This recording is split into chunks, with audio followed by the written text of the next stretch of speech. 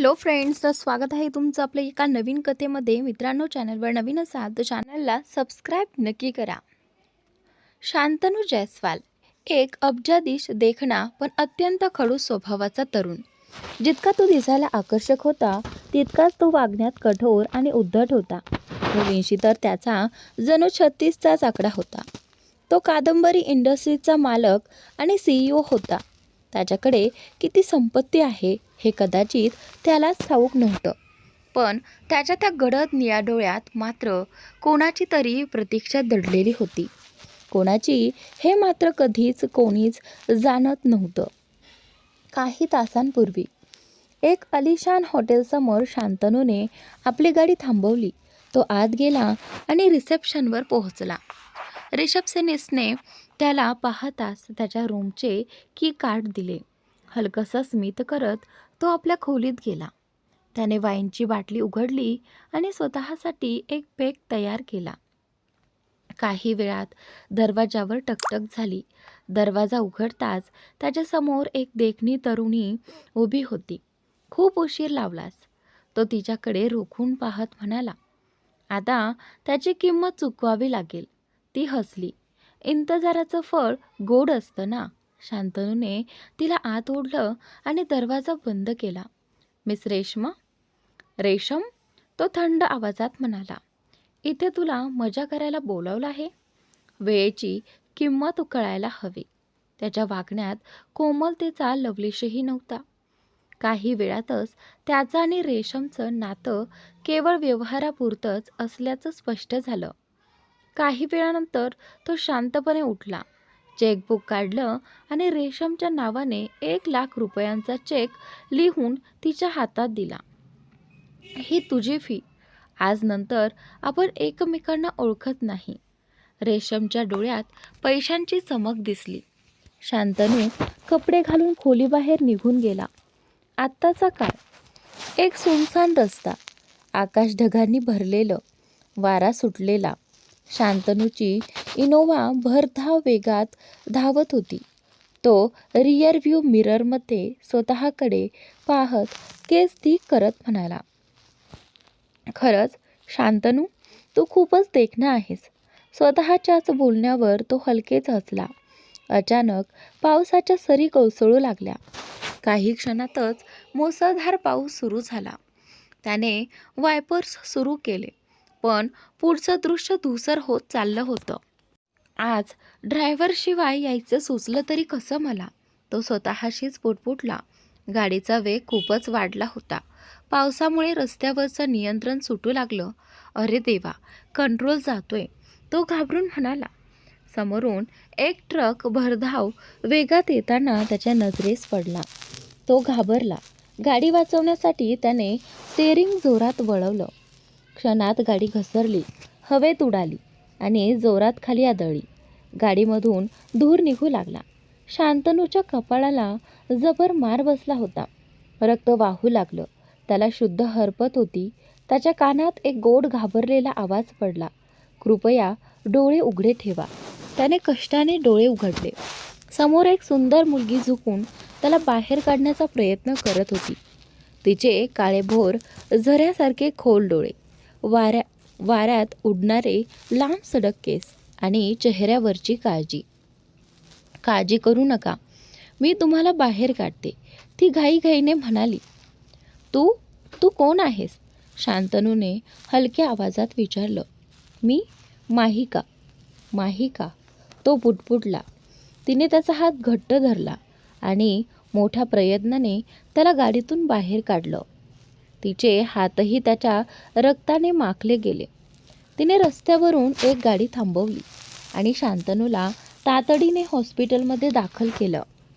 नर्सने त्याला पाहताच धक्का खाल्ला. शांतनू जयस्वाल, लवकर डॉक्टरांना बोलवा, एमर्जन्सी आहे. शांतनू बेशुद्ध झाला होता. काही वेळानंतर डॉक्टरांनी त्याची प्रकृती स्थिर असल्याचं सांगितलं. नर्स बाहेर आली. इकडे तिकडे पाहत म्हणाली, ज्या मुलीने त्यांना इथे आणलं ती कुठे गेली? माहिका कुठेच दिसत नव्हती. पुढे काय होणार? शांतनूच्या आयुष्यात माहिकेचं येणं हे केवळ योगायोग होतं की नियतीचा डाव?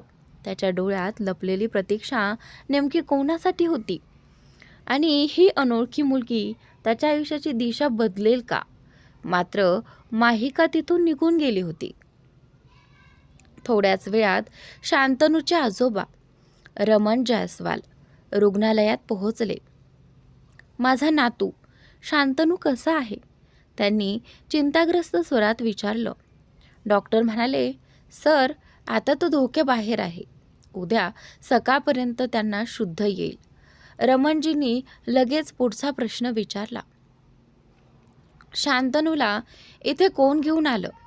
मी त्यांना भेटू शकतो का? डॉक्टर म्हणाले, एका मुलीने त्यांना इथे आणलं होतं, पण अचानक ती कुठे गायब झाली काही कळलंच नाही. तिचं नाव, पत्ता काही मिळालं का? डॉक्टरांनी नकारार्थी मान हलवली. नाही, तिने स्वतःबद्दल काहीच माहिती दिली नाही आणि कोणतीही नोंदही केली नाही. हे ऐकताच रमणजींच्या चेहऱ्यावर उदासी दाटली. ते काचेच्या पलीकडून आपल्या नात्याकडे पाहू लागले. त्यांच्या डोळ्यात नकळत अश्रू तरळले. दुसऱ्या दिवशी संध्याकाळी शांतनूला शुद्ध आली. तो अजूनही वेदनेत होता. त्याने हलक्या नजरेने आजोबांकडे पाहिलं.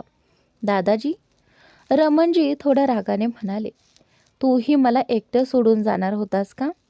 या म्हातारपणी अजून हेच पाहायचं राहिलं होतं. शांतनू हलकसं हसला. दादाजी, मी म्हातारा होईपर्यंत तुमच्या सोबतच राहणार आहे. रमणजींना खुशीने म्हणाले, अरे, तुझं म्हातारपण पाहायला मी जिवंत असेन असं वाटतं का तुला? नक्कीच असाल, शांतनू ठामपणे म्हणाला. इतक्यात नर्स आली. तिने ड्रीपमध्ये झोपेचं औषध देत सांगितलं, आता त्यांना विश्रांती घेऊ द्या. हळूहळू शांतनूच्या डोळ्यांवर झोप पसरली. रमणजी त्याच्याकडे प्रेमाने पाहत होते. त्यांनी त्याच्या डोक्यावरून हात फिरवला, कपाळावर हलकसं चुंबन घेतलं आणि त्याच्यासमोर बसून राहिले. रमण जायस्वाल, वय अंदाजे 75. कादंबरी इंडस्ट्रीज उभी करून तिला मोठ्या उंचीवर नेण्याचं श्रेय त्यांनाच जात होतं. ते बराच वेळ शांतनूकडे एकटक पाहत बसले होते. 3 महिन्यानंतर कादंबरी इंडस्ट्रीज भव्य काचेच्या इमारतीसमोर एक मोठी जीप येऊन थांबली. त्यातून शांतनू खाली उतरला. 3 महिन्यांच्या उपचारानंतर तो पूर्णपणे बरा झाला होता. रिसेप्शनिस्ट पुढे येत त्याच्या हातात पुष्पगुच्छ देत म्हणाली, वेलकम बॅक सर. शांतनूने निर्विकारपणे थँक्यू म्हटलं आणि पुढे निघाला.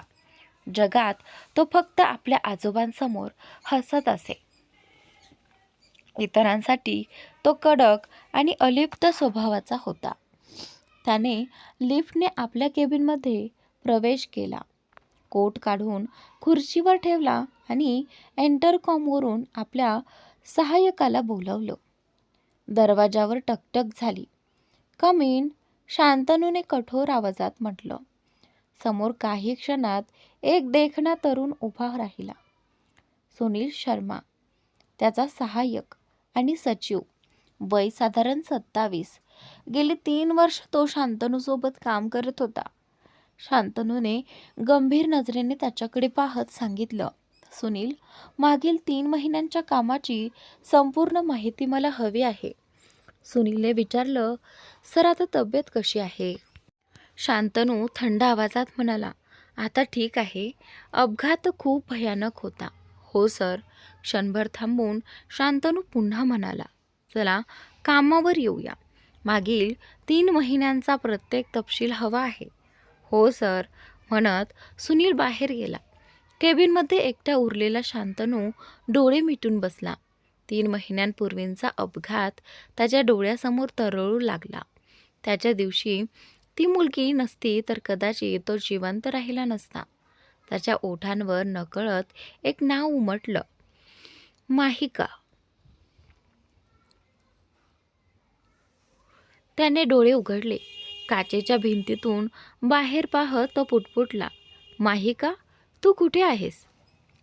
त्याने खिशातून एक सोन्याचं ब्रेसलेट काढलं. त्यावर यम हे अक्षर कोरलेलं होतं. तुझं हे ब्रेसलेट त्या दिवशी माझ्या मुठीतच राहिलं होतं.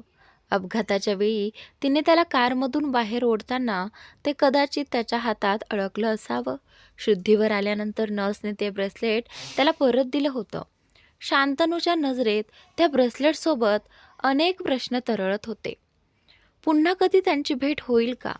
नियती त्यांना पुन्हा आमनेसामने आणेल का? केबिनच्या दरवाजावर हलकासा ठोका पडला. शांतनूने आपल्या नेहमीच्या कडक आवाजात कमीन असं म्हणत परवानगी दिली. पुढच्या क्षणी त्याच्या कानावर एक गोड सुरेल आवाज पडला. त्याने समोर नजर टाकली तर ऑफिसमधील एक देखणी कर्मचारी पूजा दरवाजात उभी होती. काय पूजा? शांतनूने तिच्याकडे पाहत विचारलं. पूजा दिसायला अत्यंत आकर्षक होती. तिने जीन्स आणि टॉप परिधान केला होता. हलकसं स्मित करत ती म्हणाली, काय सर, तुम्ही इतक्या महिन्यानंतर परत आलात आणि मला बोलवलंच सुद्धा नाही. शांतनूने तिला जवळ बोलावलं. तीही हलक्या डौलात त्याच्या जवळ आली. त्याने तिला अलगद आपल्या जवळ ओढलं. क्षणभर दोघांमध्ये जवळीक निर्माण झाली. शांतनू तिच्या केसातून हात फिरवत म्हणाला, मी तुला कसं विसरेन? त्यांच्या नात्यातील ओढ स्पष्टपणे जाणवत होती. इतक्यात केबिनचा दरवाजा अचानक उघडला आणि त्याचा मित्र विराट आत आला. पूजा पटकन दूर झाली आणि संकोचाने वॉशरूमकडे निघून गेली. अरे विराट, तू तर शांतपणे येता आलं नसतं का? शांतनूने थोडं सावरत विचारलं. विराटने भुवया उंचावर चिडवत म्हटला, किमान दरवाजा तरी बंद ठेवायचा. पहिल्याच दिवशी परत आल्यावर सुरुवात झाली दिसते.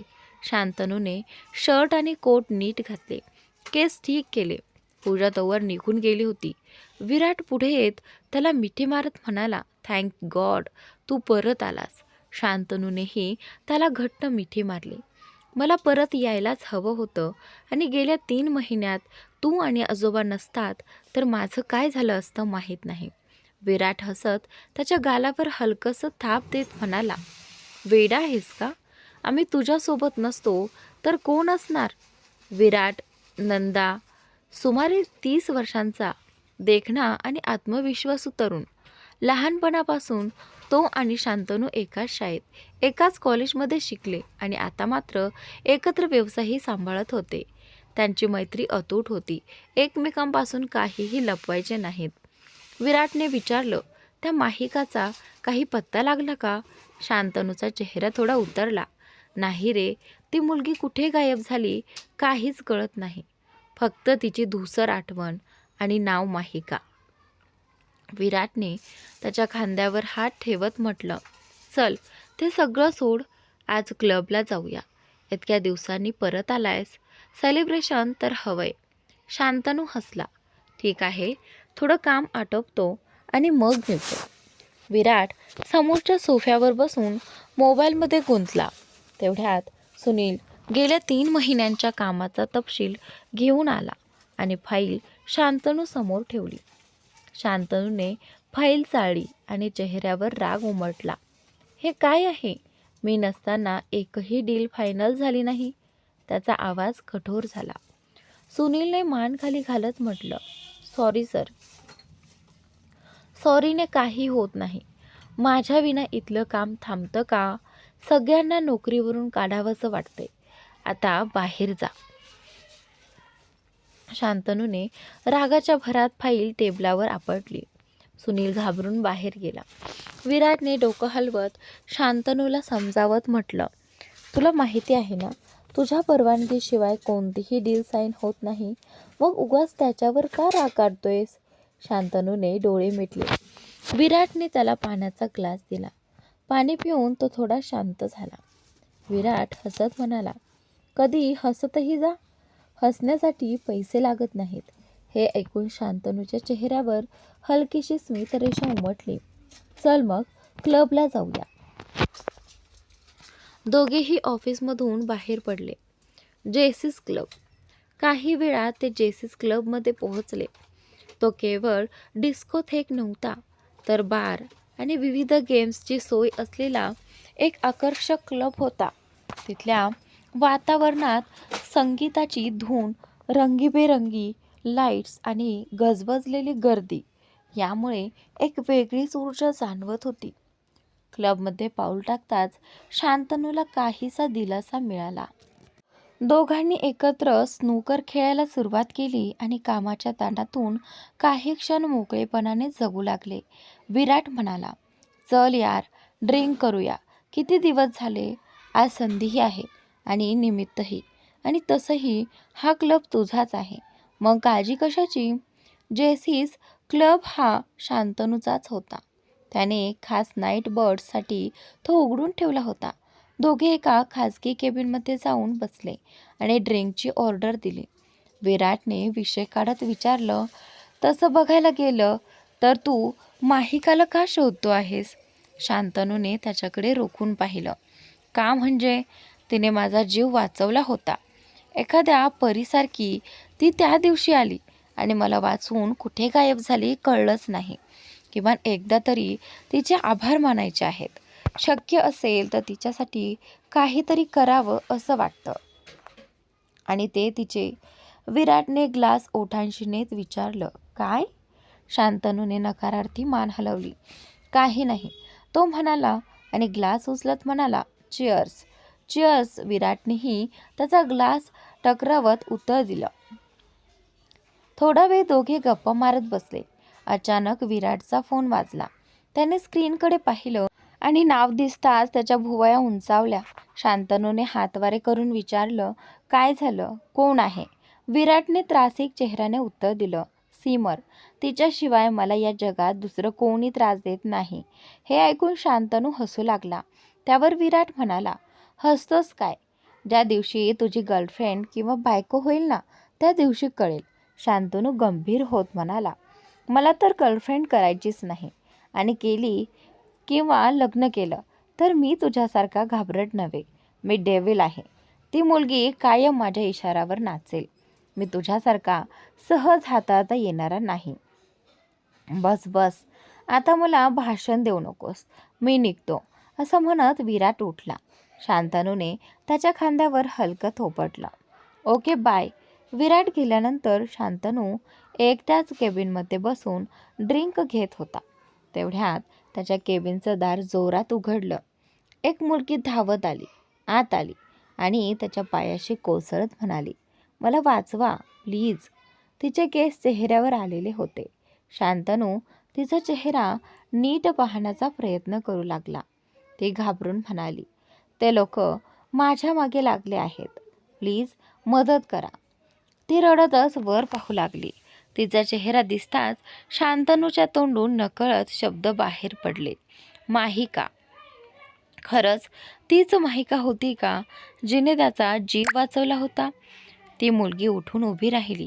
तिच्या डोळ्यात अश्रू दाटले होते. हात जोडत ती म्हणाली, सर, ते लोक माझ्या मागे लागले आहेत. शांतनू उठून उभा राहिला. तू कोण आहेस?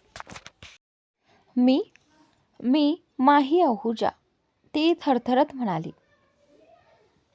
शांतनू हळू आवाजात म्हणाला, माही? माही का नाही? माही आहुजा. दिसायला अत्यंत सुंदर होती. तळ्यासारखे गहिरे डोळे, उंच बांधा, लांबसडक केस. त्यावेळी तिने साधा सूट घातला होता. शांतनू मनात विचार करू लागला, हे त्या मुलीसारखीच दिसते, पण ही ती नाही. ती असती तर मला नक्की ओळखलं असतं, कारण तिनेच तर माझा जीव वाचवला होता. तो थोडा कडक आवाजात म्हणाला, माझ्या केबिनमध्ये परवानगीशिवाय कशी आलीस?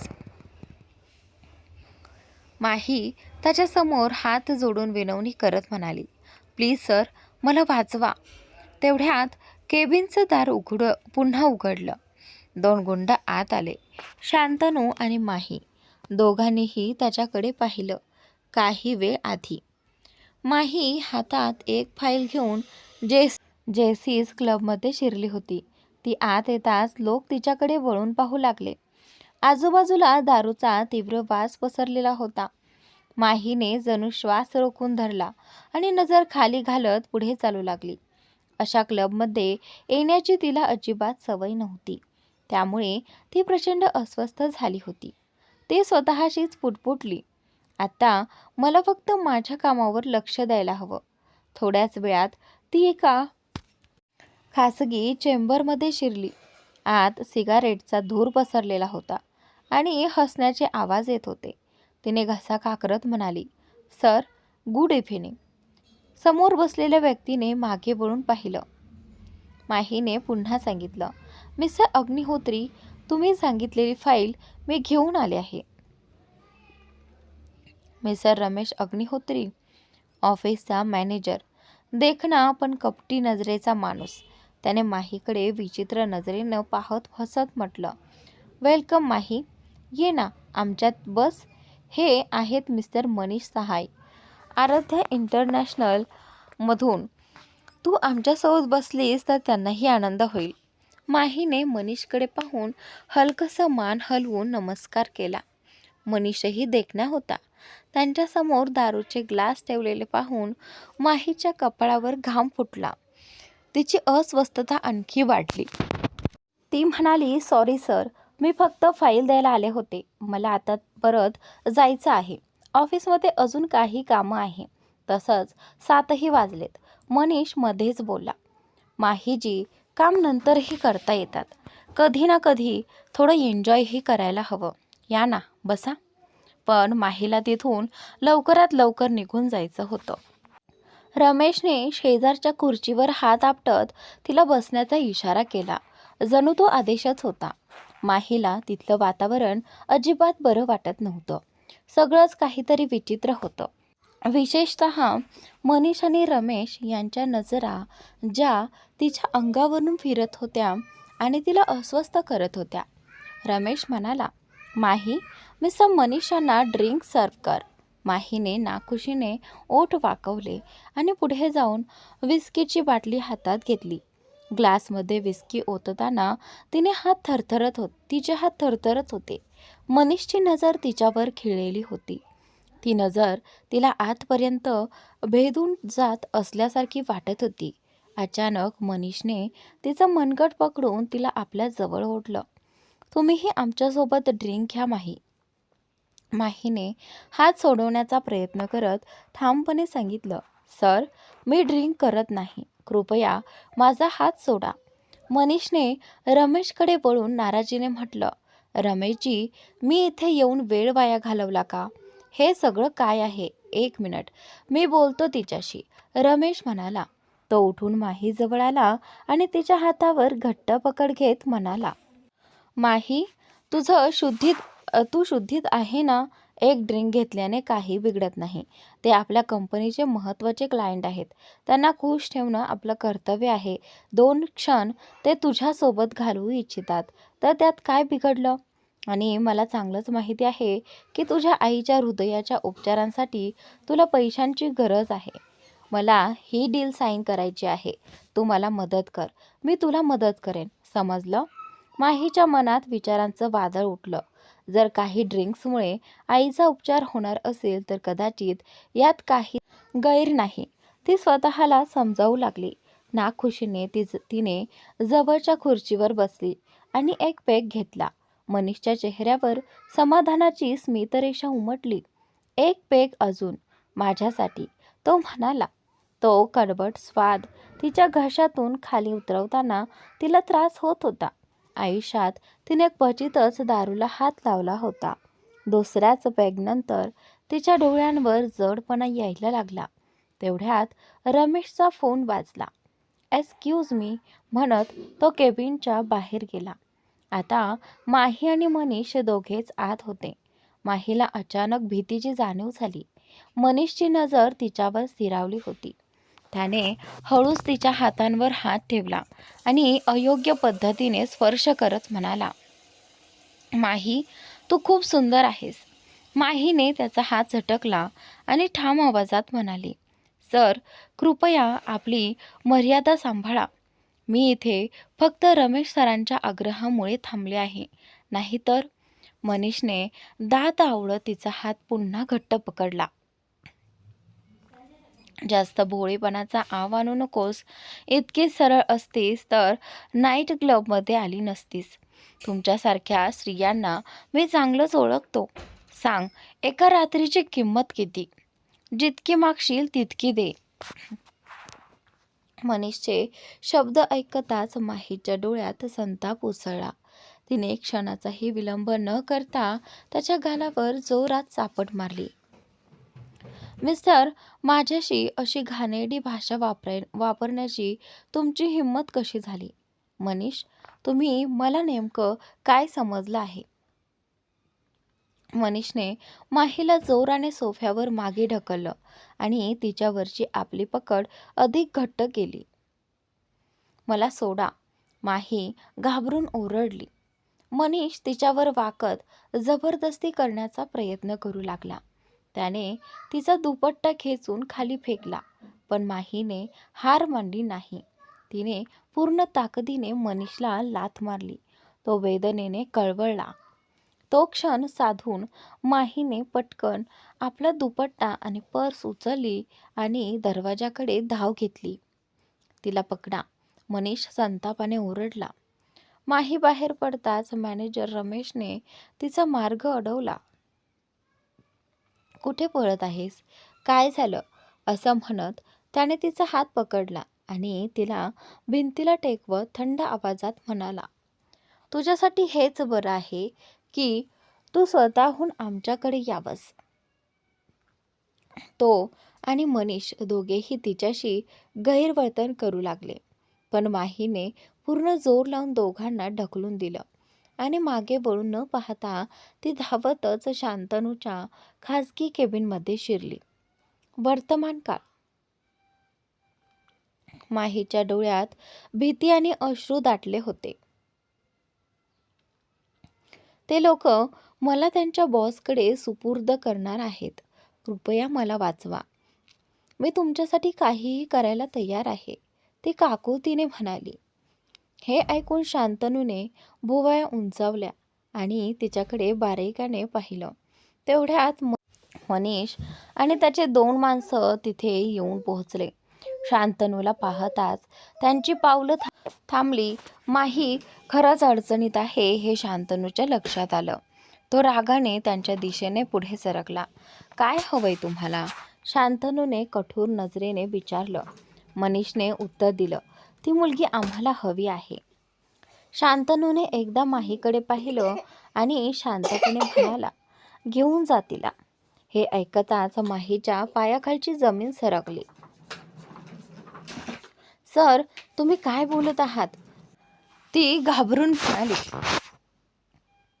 जसा एक माणूस पुढे सरसावला तितक्यात शांतनूने अचानक त्याच्या चेहऱ्यावर जोरदार घुस्सा मारला.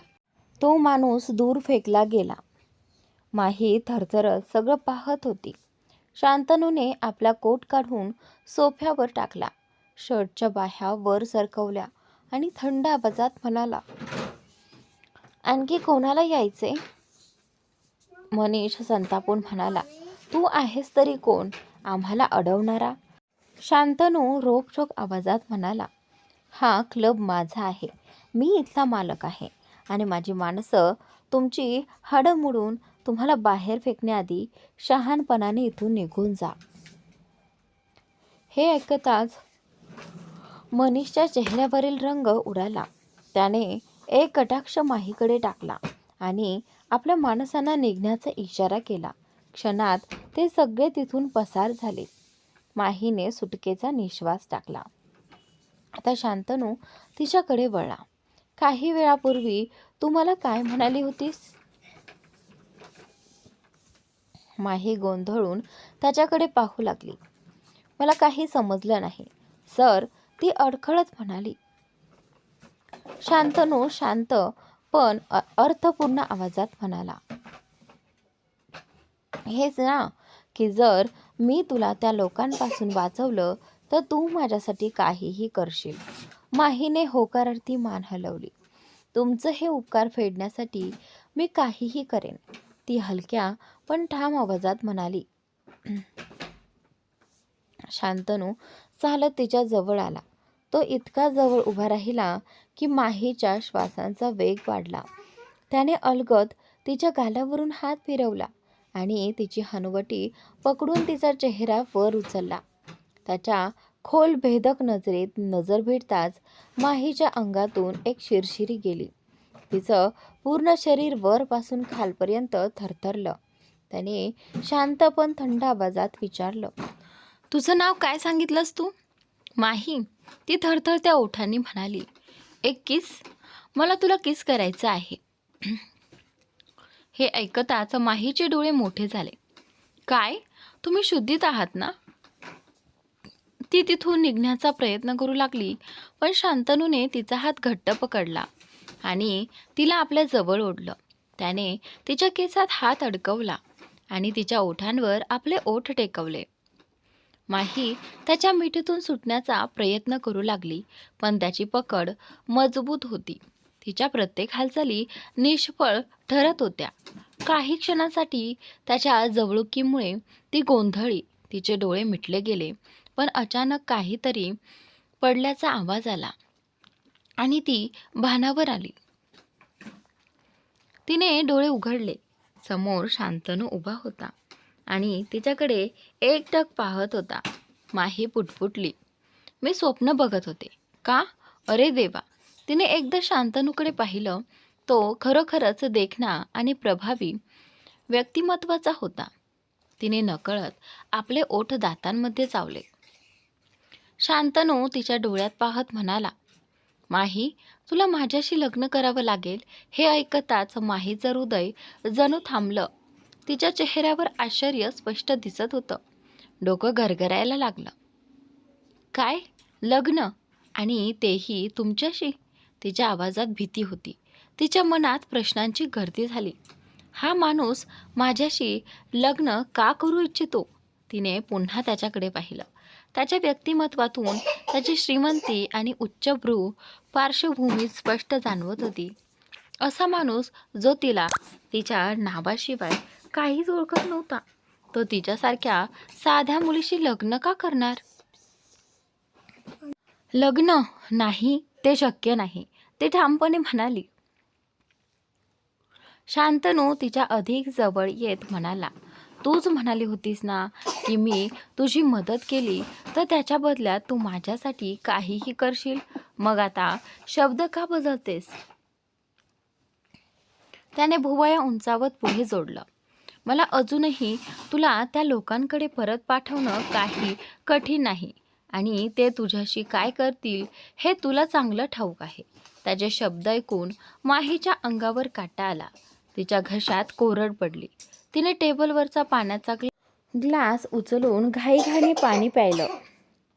हा माणूस फक्त प्रभावी नाही तर धोकादायकही आहे, ती मनात म्हणाली. धीर एकवटत ती म्हणाली, ते सगळं मी घाईघाईत बोलले, काहीही विचार न करता. माझ्यात असं काय आहे की तुमच्यासारखा श्रीमंत माणूस माझ्याशी लग्न करेल? माफ करा सर, पण मी तुमच्याशी लग्न करू शकत नाही.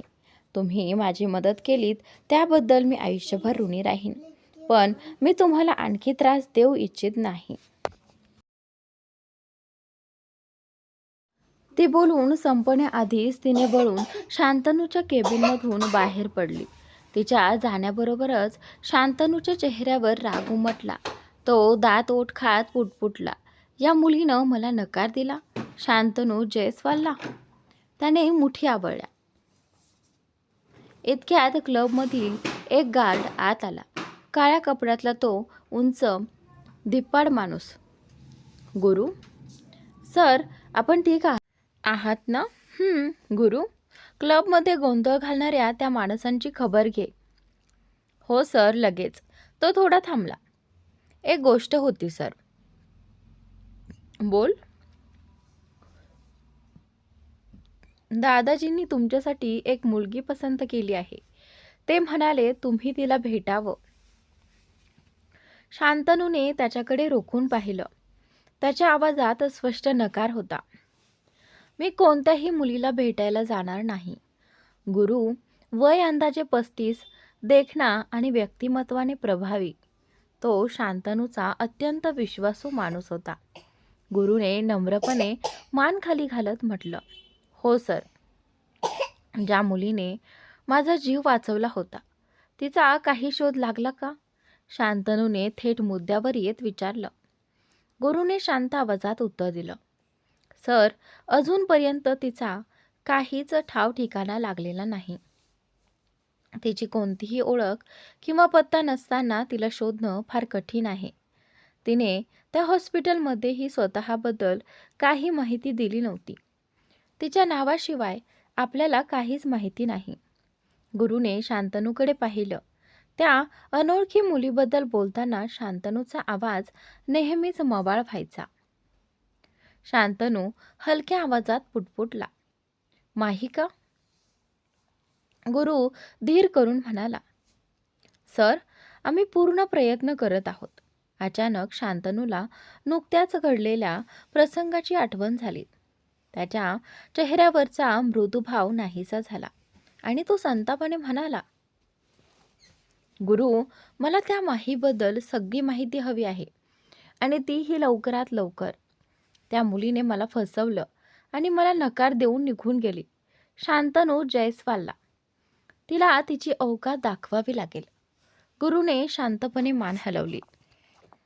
हो सर, मी लगेच तिच्याबद्दल माहिती गोळा करतो. गुरु त्याच्या खाजगी कक्षातून बाहेर पडला. शांतनू परत सोफ्यावर बसला. हातातला ड्रिंक उचलत तो स्वतःशीच म्हणाला, माही, आपण खूप लवकर भेटू. Sweet heart. शांतनू नेमकं माहीला भेटून काय करायचा विचार करत होता. 2 दिवसांनी. त्या घटनेनंतर माही मानसिक धक्क्यात होती. ती 2 दिवस ऑफिसलाही गेली नव्हती. पण अखेर तिने स्वतःला सावरलं आणि ऑफिसला जाण्याचा निर्णय घेतला. ती तयार होत असताना तिची आई सीमा काळजीपूर्वक म्हणाली, बेटा, आता तब्येत बरी आहे ना? माहीने तिचा हात अलगद पकडत उत्तर दिलं, आई, तुम्ही उगाच काळजी करता. सीमा चिंताग्रस्त स्वरात म्हणाली, माही, तू अशी जागा का काम करतेस? ती जागा काही बरी नाही. माही आईच्या गळ्यात बिलगली. आई, तुमचं ऑपरेशन करायचं आहे. ही नोकरी सोडली तर लगेच दुसरी मिळेल याची खात्री नाही. मला या नोकरीची खूप गरज आहे. बाबांचं कर्जही फेडायचं आहे ना. माहीने सीमाच्या गालावर हलकसं चुंबन घेतलं आणि घराबाहेर पडली. सीमा तिच्याकडे काळजीने पाहत राहिल्या. 60 वर्षांच्या आसपास वय असलेल्या सीमा आहुजांना हृदय शस्त्रक्रियेची तातडीची गरज होती. म्हणूनच माहीला ही नोकरी टिकवणं भाग होतं. थोड्याच वेळात माही ऑटोने ऑफिससमोर पोहोचली. समोर उभी होती भव्य इमारत, Rajnath fashion and designing. Auto थांबताच माहीने खोल श्वास घेतला. इमारतीकडे रागाने पाहत ती पुटपुटली, किती निर्लज्ज आहेत हे लोक. कर्मचाऱ्यांशी असं वागतात. आजच त्या मॅनेजरची तक्रार करणार आहे. स्वतःला काय समजतो तो? ती प्रवेशद्वारातून आत गेली. ऑफिसमध्ये पाऊल टाकताच तिच्या कानावर कुजबूज आली. आता तर माहीचं काही खरं नाही. तिच्यामुळे इतका मोठा क्लायंट हातातून गेला. आता बघा तिचं काय होतं ते. पण नक्की झालं तरी काय माहीत नाही. पण काहीतरी चुकीचं घडलं आहे. म्हणूनच क्लायंट मनीष सर खूपच नाराज झाले आहेत. हा आवाज ओळखायला माहीला क्षणभरही लागला नाही. ती झटकन मागे वळली. तिची सहकारी नमिता तिच्यासमोर उभी होती. नमिता सेठ, वय 25च्या आसपास, दिसायला आकर्षक. तिने त्यावेळी शॉर्ट स्कर्ट आणि टॉप घातला होता. नमिताला पाहताच माहीच्या डोक्यात विचारांची गर्दी झाली. त्या क्लबमध्ये फाईल घेऊन जाणार तर नमिताच होती. पण तिनेच मला तिथे जायची विनंती केली होती, कारण तिला तिच्या बॉयफ्रेंडसोबत बाहेर जायचं होतं. म्हणजे हा सगळा डाव तिचाच होता. माही मनातच विचार करू लागली. रागाने तिच्या डोक्यात ज्वाला पेटल्या. तिने नमिताचा हात घट्ट पकडत विचारलं, म्हणजे हे सगळं तूच केलंस, बरोबर ना? मुद्दाम मला क्लबमध्ये जायला सांगितलंस. हा सगळा तुझाच कट होता. नमिताने तिचा हात झटकून घेतला आणि तिरस्काराने म्हणाली, तुझ्यासारख्या मुलीबरोबर असंच व्हायला हवं. तू माझ्या बॉयफ्रेंडकडे डोळे लावले होतेस म्हणून तुला धडा शिकवला. माही संतापून म्हणाली, मी आणि तुझा बॉयफ्रेंड? तुझं डोकं ठिकाणावर आहे ना? नमिता पुन्हा तिच्यावर झेपावली आणि तिचा हात दाबत म्हणाली, तू एक घाणेरडी मुलगी आहेस, कॉल गर्ल. हे ऐकताच माहीच्या डोळ्यात अश्रू तरळले. ती थरथरत म्हणाली, तुझी बकवास बंद कर. मी तुझ्या बॉयफ्रेंडकडे का पाहू?